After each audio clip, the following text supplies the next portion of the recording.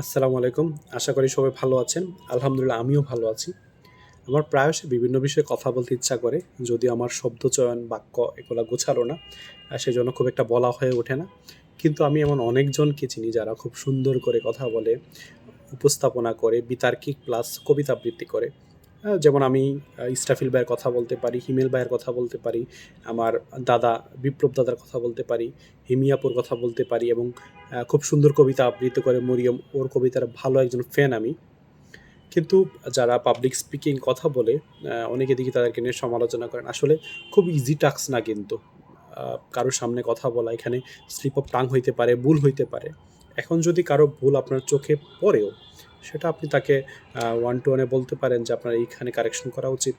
না হলে আমরা তো মানুষ, মানুষের তো ভুল হতেই পারে। যদি আপনি তাকে সংশোধন না করে দেন, সে শিখবে কি করে? সো যদি আপনার একান্তই মনে হচ্ছে না আমি তাকে পছন্দ করি না, তাহলে টোটালি ইগনোর করেন। কিন্তু তাকে সমালোচনা করে কারো চোখে ছোট করবেন না, হ্যাঁ? কারণ উনার যেই স্কিলটা তৈরি হইছে মানুষের সামনে কথা বলা, এটা আসলে অনেক দিনের পরিশ্রম। খুব সহসায় হয়ে ওঠে না। ঠিক আছে? সবাই ভালো থাকবেন, সুস্থ থাকবেন। আল্লাহ হাফেজ।